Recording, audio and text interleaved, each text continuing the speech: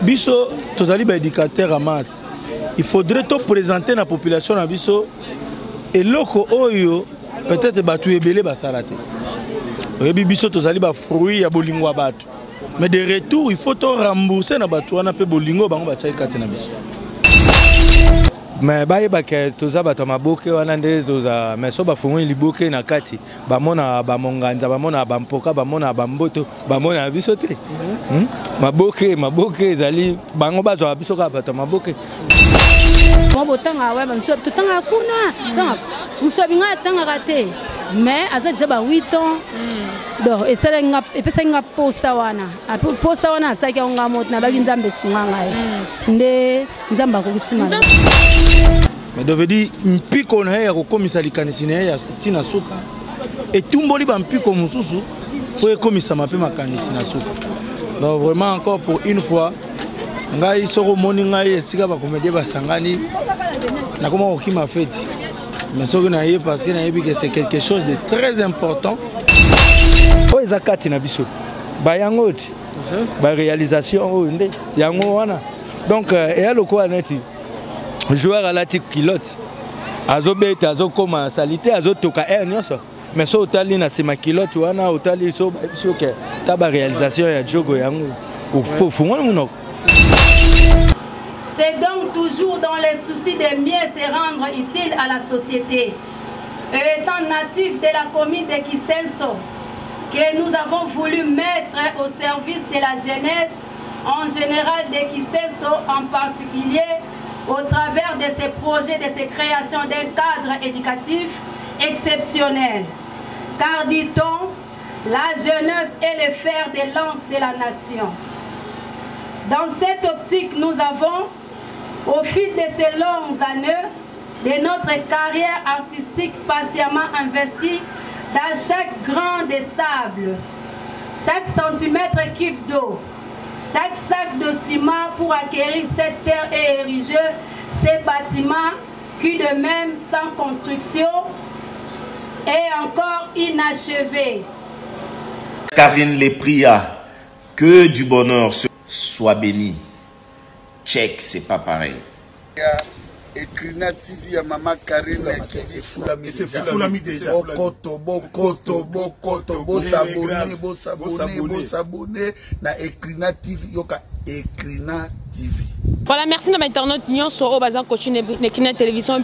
Merci de la confiance pour Pesa Bisso, bébé de la presse Nekina TV. Ah, vraiment, vraiment le 30 octobre, babi la commune qui tient sous inauguration, il y a école ya Maman Kalunga. Le vraiment bon mon artiste c'est belé comédien baye kakanelo kango parce que c'est pas donné à tout comédien ou comédienne. Basa lelo quoi. Tout le monde les belé bazan ba fertilité mais lelo to kiti na commune qui tient sous, to côté la Maman Kalunga façon à inaugurer façon à cette école vraiment une dame avec naba idée ya boé to habiter to monner la ngol sous si tout na théâtre on ne sait pas buzoba et comment et belé mais bon mona na ba micro écran télévision ba comédien ba kozala a to yoka bango après tout ça to mona ba cérémonie nyoso ndenge ko le kaka les 30 ya lelo nde bokoye bango écran télévision le reste de programme bolanda ngo toujours kaka a écran télévision merci tangana université to na institut to na école moko ezaki na kombo ya moto moko quelconque. Mama Kalunga zape moto apesi esengo aboyi kombo na ye eleka une aperçu yango to bengaka a immortaliser kombo na ye na nzela ya éducation epai ya bana oyo bazali avenir ya lobi. Voilà raison pour laquelle elingi olakisa ke biso na biso makambo tolobaka toyokana.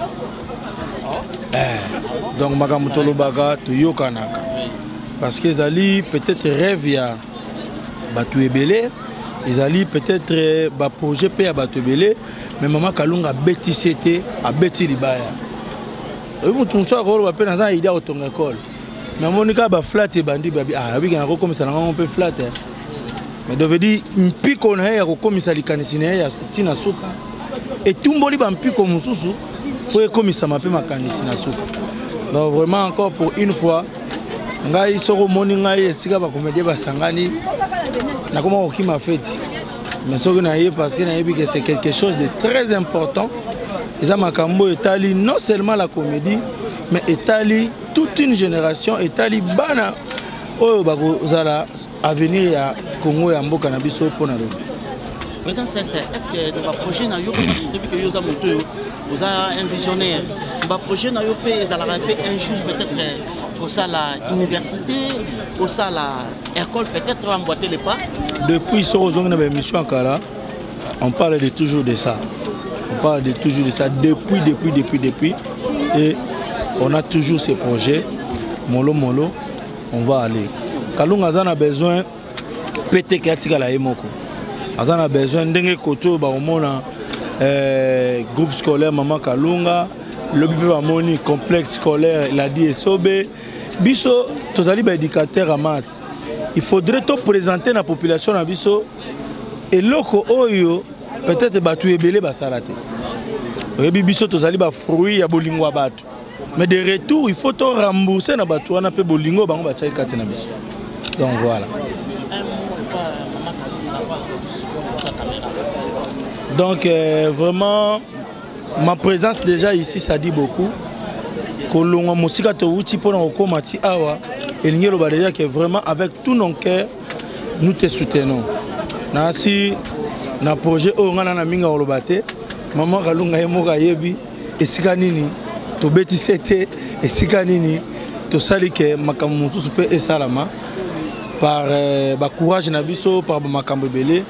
Vraiment merci encore pour une fois Maman Kalunga pour l'initiative. Je t'encourage. En éducation, ils ont vraiment maman moko ils ont mérité beaucoup de félicitations. Puis ils ont mérité vraiment soutien.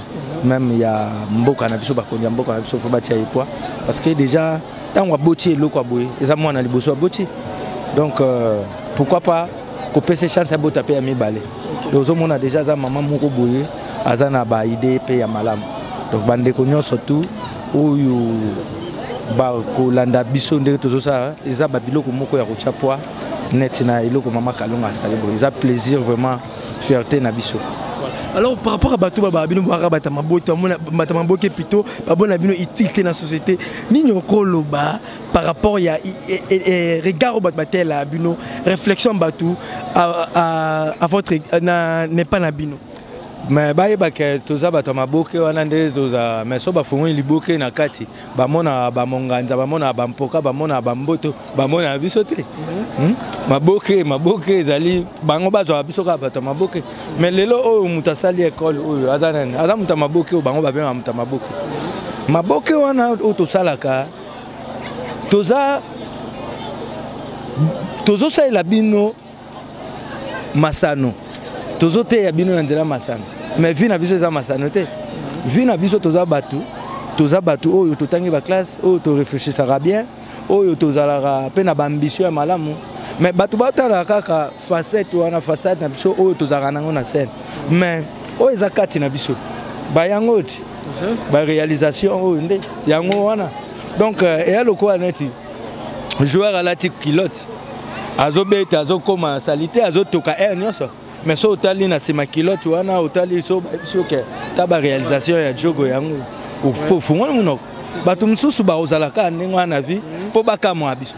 Donc il faut la vie fezala na muto okamusa mais il faut pe eza na mutu msusu o yemo a micréer abikete ngana okamusa te mais ngasi ko mnando kam. C'est ça, c'est bon. Voilà, merci beaucoup président Sobé. Merci beaucoup. Équipe à Paris Saint-Germain, yo pesi bango coup. Lelo makambo comme na suka ouverture école inauguration lelo nini okolo ba sentiment ni ozana plan mukale na sentiment ya joie surtout komona bandeko nanga komona to cité tozaka na inachevé mais le quoi to sali 60% déjà nzamba zwara lokumo lo a raison et pas d'ailleurs parce que mutunde kotonga premièrement ezaka mbongo te kotonga ezaka mutu.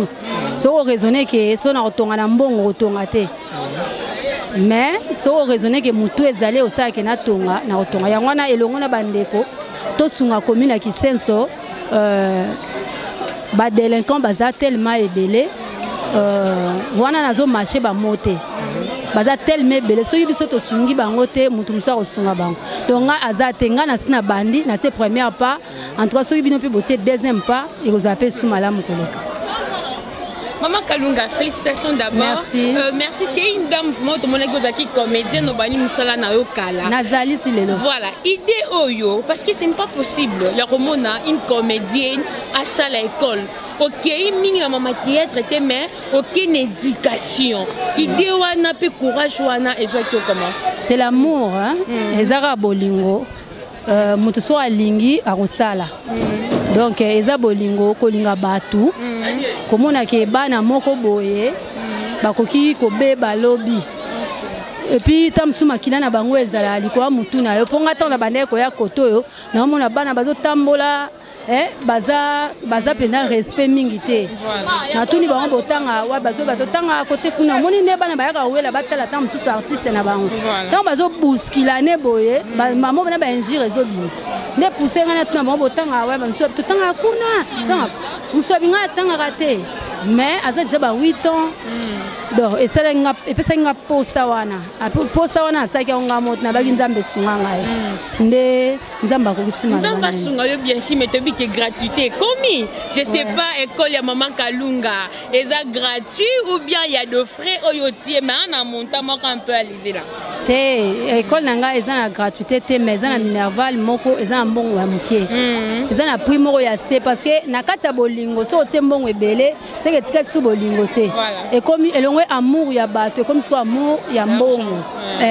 donc minerval eza mukie po so ne to sengi minerval te to ko apé ko sisa mambo te donc minerval ya mukie po mutu pe bato misusu pe batanga ka 100 minerval bolingo penze za rapete mais mutu so azo bimisa pe ba mbongo na e bolingo pe za mususu donc maman Kalunga da sans sponsor qu'est-ce que parce que tu es fatigué aux sans sponsor parce que tout le monde misale ezali sponsor numéro 1 ezaki ezanzambe yene mtasala kake ozwa poso osengi ozwi ata so ozwi lelo te ba ke lobi okozwa donc nzamba zwa lokumu po yende sponsor et puis sponsor na biso otozwi pendant ba makambo yo tant to continuer musala ezali Congo fin oyo alobi a continuer na biso Congo fin en tout cas merci na ndoi ya papa na ngai Kodia Rigene parce que nga papa na Kodia Kodia Rigene na mwasi na ye Diane Kodia en tout cas bo soutenir eloko yo za ngate eza ba fruit de mes entrailles te eza bana ya mokili mobimba oyo lobi éducation na bango ekozala malamu lisusu bakozala pe ba cadre lobi batanga kombo ya Congo fin batanga pe kombo maman Kalunga merci beaucoup maman Jolie OK merci Lombe nana posa la kota et puis tango ko yape sokeza yo to ko tiko okindi bawana moni ba matcha makilera ol bageba ba décevoir biso bana bango ba ndo simbila biso ba bilamba ba pire petit am confia bango ande baye et puis ba mambo na ndena bango mais bazo kende ba otika pe biso population na ba msuba lobi ba bimbongo banda okende ko zwa pa mamo live ya muninga banda ko bomba tongi école ya bino bo banda ka ko lia bilialia. Que dis-tu par rapport à ma propos bongo? Est-ce vrai ou est-ce faux? Ah mais bravo, il y a bomba gina ye, bravo. Bravo. O pe ba lia gina o to lia gidongi na baksika ya ngwana. Sogeza kazo ki mbongo na ye ya ngwa bomba ki bravo. So eza mbongo mama Olivio yebisa mama Olivia nini? Ah baksile sumso asili salikolo. Message n'est pas bafia à théâtre, on va passer temps na bango na ba conflit, oya lobby, oya sali, oyo boy, message aux autres. Na message on peut ça bango te pour baba na tant que mbiako ko peut ça toli. Bon, message na nga ya na bango balebele. Oui. Nga ya na bango balebele mais na message on peut ça bango te. Pour ba pe artiste te. Ba pe ba comédien te. Bango ba yaki na ba makambu na bango. Pour certes bandana balegi na biso baleya basila banani tututu ba ibakata yala makambo te bana ba ilma muna bango et puis ba yoka na ba conseil te ba continuer mamuna bango eza na suka na ope na ope c'est conseil yoka ngate message à Sukolobini. Bravo maman Kalunga Jolie, bravo maman Kalunga Jolie. Merci beaucoup amis internautes. Nzamba Sunga lelo oyo groupe scolaire maman Kalunga. Pourquoi pas lobby comme à l'école ba école Masamba ou eza ba école moko répété, pourquoi pas comme à l'école ba Sévigné Donc lelo eza moko lobi pe koma mibale koma misatu ekozala malamu mingi mpona éducation ya bana na biso po avenir ya lobi eza na maboko ya bana. Merci beaucoup. Voilà. En tout cas faire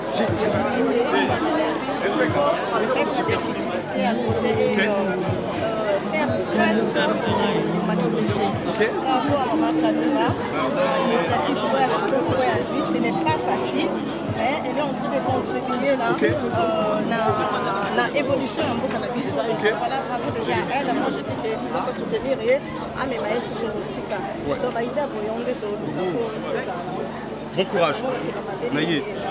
Si on a raison, ça c'est un message de Belvin Kanti. Madame, monsieur, c'était donc...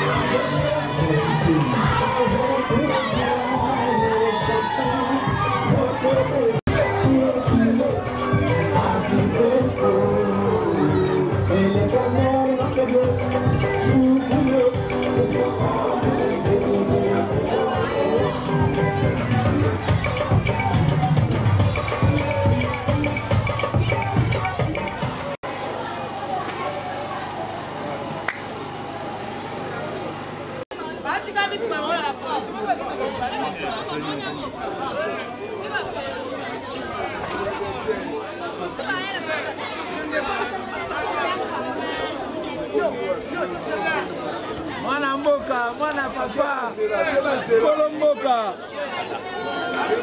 Mwana mboka, mkolo mboka. Mkolo mboka.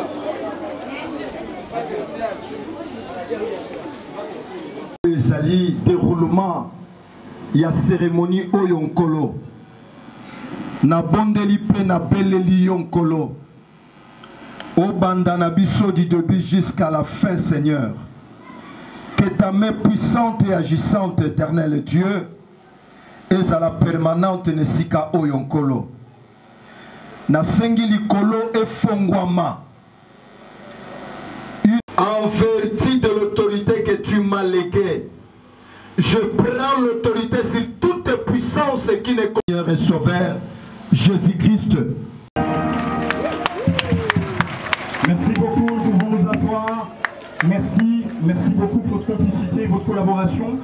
Alors, nous avons bien sûr démarré cet événement, si vous voulez, avec des poèmes et des récitations des élèves du groupe scolaire Maman Kalunga.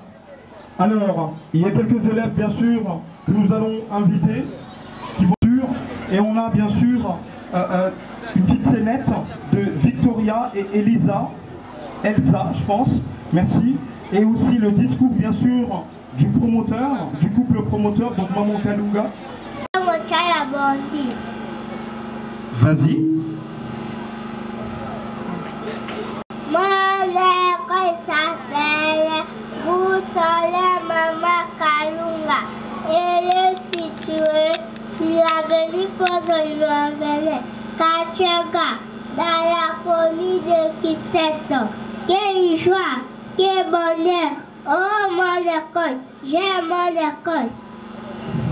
Bravo, merci beaucoup. Maître de la commune de Kiseto, où son représentant, Monsieur le chef de poule secondaire, Madame le chef de poule primaire et maternelle, distingués invités à vos titres et qualités, chers parents, Messieurs l'honorable député national, c'est samedi 30 octobre 2021 et pour nous une date qui restera à jamais gravée dans les annales de notre vie. C'est pour nous, en effet, un grand honneur de vous recevoir en ce lieu enfin procédé l'inauguration du groupe scolaire Mama Kalunga. Issu d'un rêve, celui de contribuer efficacement au développement de mon pays, la République démocratique du Congo. Nous avons parcouru un très long chemin semé d'embauche où parfois le découragement s'est mêlé à l'épuisement. Mais rien de tout cela n'a pu nous résoudre à abandonner. S'il est vrai qu'en tant que personnalité du monde de la culture, nous avons tenu à apporter notre grain de sel à la société au travers du théâtre. Nous n'avons pas perdu de vue que ceci reste avant tout un divertissement, un moyen de détente, fût-il parfois interpellateur ou même pédagogue. C'est donc toujours dans les soucis de mieux se rendre utile à la société. Et étant natif de la commune de Kisenso, que nous avons voulu mettre au service de la jeunesse, en général de Kisenso en particulier, au travers de ces projets, de ces créations d'un cadre éducatif exceptionnel. Car, dit-on, la jeunesse est le fer de lance de la nation. Dans cette optique, nous avons, au fil de ces longues années, de notre carrière artistique patiemment investie dans chaque grain de sable, chaque centimètre cube d'eau, chaque sac de ciment pour acquérir cette terre et ériger ces bâtiments qui de même sans construction et encore inachevés. C'est pourquoi nous profitons de cette occasion pour solliciter un accompagnement de votre part en quelque nature, matérielle, financière et morale pour un avenir radieux de nos enfants. Monsieur le bourgmestre de la commune de Kisenso ou son représentant, Monsieur le chef de poule secondaire, Madame le chef de poule primaire et maternelle, distingués invités à vos titres et qualités, Monsieur l'honorable député national, chers parents, nous n'avons ménagé aucun effort pour rencontrer la crème du personnel éducatif. À l'heure où il se pose avec acuité la problématique de la juste rémunération des enseignants, nous sommes fiers aujourd'hui de voir s'ériger sous vos yeux le fruit de tant d'années de sacrifices personnels ainsi que celle de ma famille. En effet, le groupe scolaire Mama Kalunga est un ensemble composé de cycles maternels avec 3 salles de classe modernes et bien sécurisées, primaire avec 8 salles de classe, secondaire et humanité avec 12 salles de classe. Son corps enseignant est composé d'hommes et de femmes au parcours irréprochable et dont la compétence n'est plus à démontrer. Face aux enjeux de la scolarisation de notre jeunesse, nous avons choisi de proposer des taux de Minerval en caractère social pour permettre au plus grand nombre de parents d'offrir à leurs enfants une éducation de qualité, mais à un coût raisonnable. Fort ces atouts tant logistiques que financiers. Nous sommes heureux de vous annoncer que vous avez été nombreux à nous faire confiance car le groupe scolaire Mama Kalunga débute pour cette année scolaire 2021-2022 avec un effectif de 700 élèves répartis comme suit. Maternelle avec 67 élèves, primaire avec 350 élèves, secondaire et humanité 282 élèves. Applaudissez. Ou son représentant. Monsieur le chef de poule secondaire, Madame le chef de poule primaire et maternelle, chers parents, distingués invités à vos titres et qualités, c'est pour nous ici l'occasion de remercier Maman Kalunga pour cette initiative très salvatrice et pour le salut de nos enfants. Ça m'a été étonné quand j'ai reçu l'invitation d'une comédienne pour faire une école. J'ai trouvé comme un amusement. Il y a quoi de dire bravo Maman Kalunga pour entrer dans ce monde de l'éducation, car qui ouvre les portes d'une école ferme les portes de la prison. Rassurez-vous que votre école va réduire sensiblement le nombre de tous les enfants non encadrés à Kisenso, surtout dans un peu. À nous de vous encadrer, à nous de vous suivre, ça n'a pas été formé. Cela signifie quoi? Une école ne peut qu'être bâtie avec la qualité des enseignants, avec la qualité de suivi des inspecteurs. Ainsi, je vous laisse 3 mots.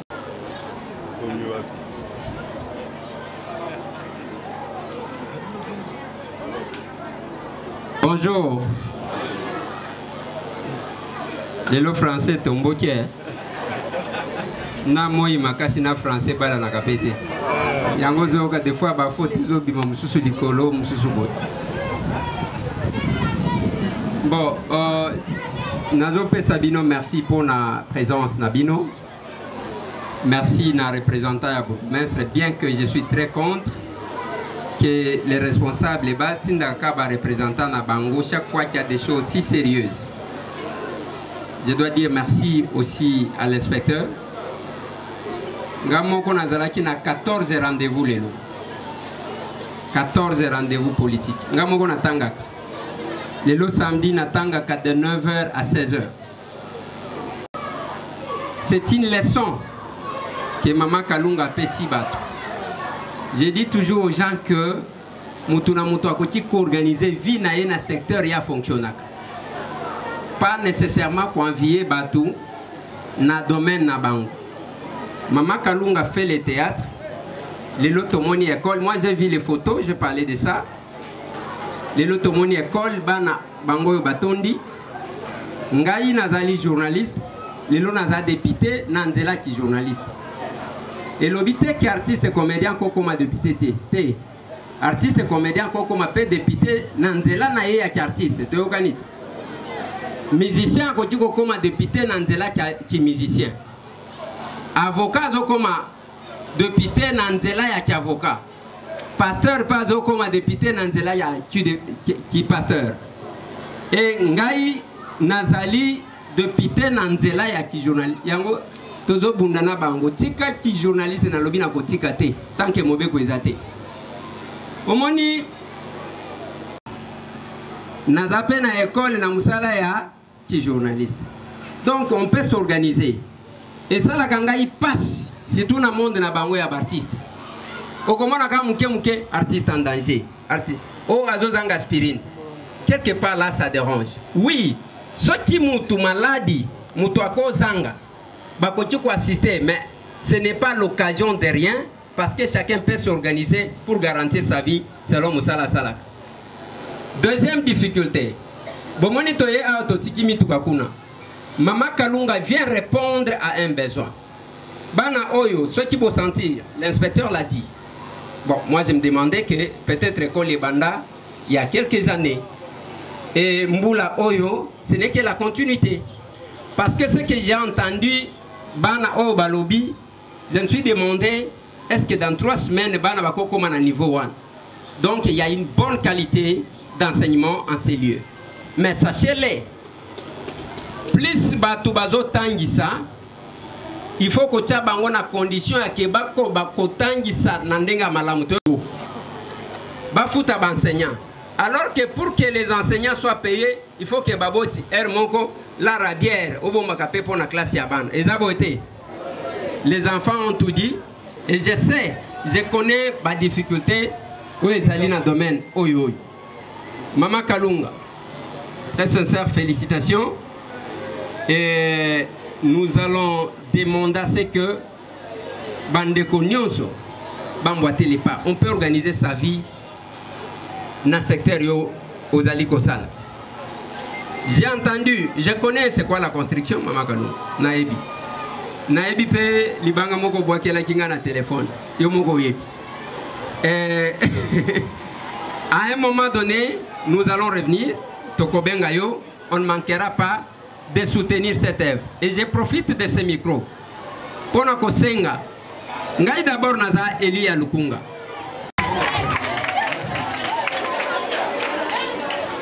Merci beaucoup, par là pour que tous les cas la cérémonie la biso il y a coupure de ruban, bien sûr.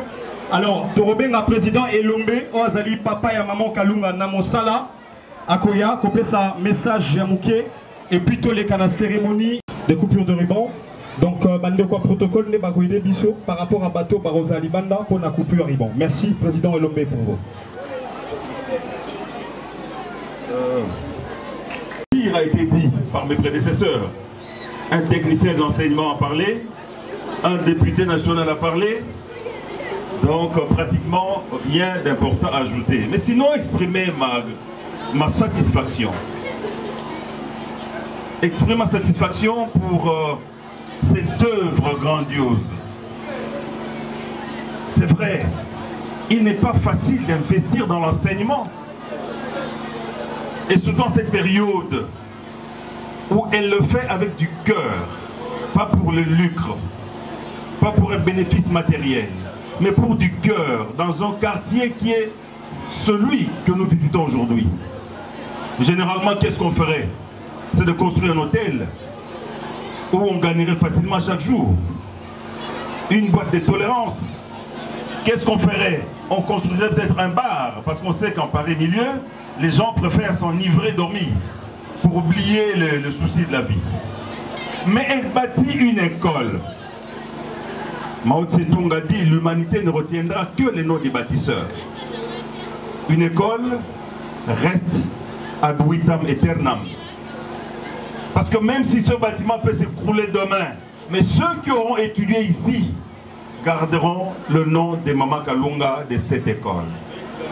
Et je suis encore plus émerveillé quand j'entends encore mon beau village. Connais-tu mon beau village? Encadré dans le feuillage. On dirait un nid d'oiseau. Mais tiens, c'est à cet âge-là qu'on a appris ça. Voilà pourquoi c'est ici l'occasion de féliciter les enseignants. Je les ai entendus, oui. Donnez, chers enseignants, à ces enfants la qualité que vous avez reçue parce que je la sens. Vous l'avez. Vous êtes des qualités à part de qualité. Donnez à ces enfants décomplexés, qui est né de mes tripes, de mon intelligence culturelle, qui fait plus que moi son père. Mais quelle joie aujourd'hui pour moi. Messieurs les inspecteurs, les plus heureux en fait c'est moi. Je monte sur ce podium. Gédéon, je monte sur ce podium. Investir dans le loisir autre. Mais investir dans l'éducation des enfants. Chers frères, chers compatriotes, honorables, Talam Tete Bilo Libaya. Voilà, qu'il a fait, comme vous l'avez si bien dit, n'est pas tendre être au Parlement pour le faire. À chaque niveau, dans chaque domaine de la société, on peut poser une pierre pour la construction de son milieu, pour le développement de son secteur. J'aimerais parler davantage. Je vais vous fatiguer. Je vous remercie. Alors je rappelle que Tozobima Libanda, juste quelques bateaux Oyo Bandekwa.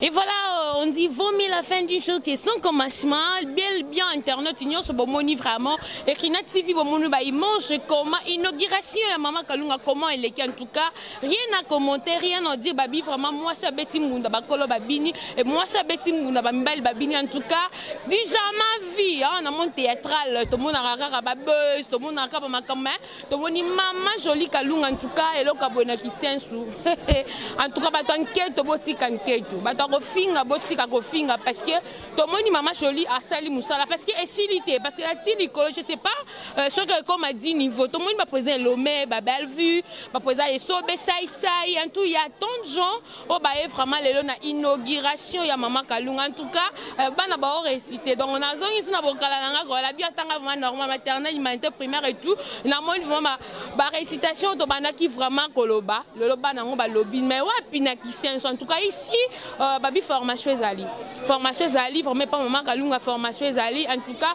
bande konaye ba sepe na elongo tout le monde bande ko les heures baye parce que babi musapimo ke longo la rachilité ma musala ezali fois si sati likolo mais ba sponsor bazali mais cela n'empêche sozo pe libanda mboka aux pour sunga maman kalunga merci beaucoup na ba fan nyonso balinga ka bébé de la presse Nekina TV merci na emoko la patronne Karine Kibiso depuis Paris dit moi si jamais veille international pourquoi pas notre papa Delphin le prix hein babi papa nanga yoana docteur Delphin le prix babi wana ba boss na Nekina télévision na linga bino vraiment trop commenter la ke loka bobo pe ça aide toujours encouragement aya ofinga te ma commentaire on a bien vraiment et ça encouragement Melki vraiment la symétrique ma caméra c'est grâce à Melki ne bon on a déjà ba image na biso Nekina TV et ça toujours formidable Zina boy comme ma chérie déjà bien vraiment d'ici la Kinshasa quant à moi je vous dis bisous bye.